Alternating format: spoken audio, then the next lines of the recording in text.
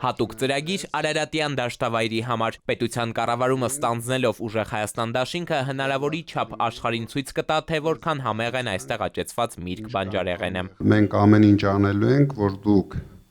ձեր արտադրանքը էժան չվաճառեք, սկսվելու է դրանից։ Առաջ հերթին ձեր մոտ զարգացնելու են գյուղատնտեսությունը, քանի որ հիմա դուք աճեցնում եք ու գաղափար չունեք ընդունողների տրամադրությունը այս տարի նորմալ չէ, հետո ես հասկանում եմ, որ իրենք թելադրում են ձեզ պայմաններ, ինչ գներով կընդունեն ձեր մտերքները։ Հիմա մենք ձևավորելու ենք համակարգ, որտեղ դուք միջև ձեր նախաձեռնությունները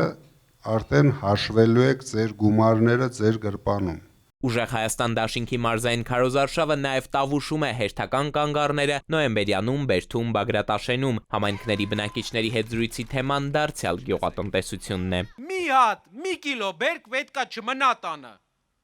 Ու դա անելու համար ճիշտ գյուղատնտեսական ծրագիր է պետք, ճիշտ ղեկավար է պետք, որ ամբողջ աշխարհի հետ պայմանավորվի ու վաճառքը կազմակերպի։ Նոյեմբերյանի ջերմոցատերերին գազը կվաճառվի ինքնարժեքով, որքան այն արժե Հայաստան ներմուծելիս, սահմանին խոստանում է Ուժեղ Հայաստան դաշինքը։ Ձեր մոտ էժանա նստելու, որովհետև տաք ռեգիոնը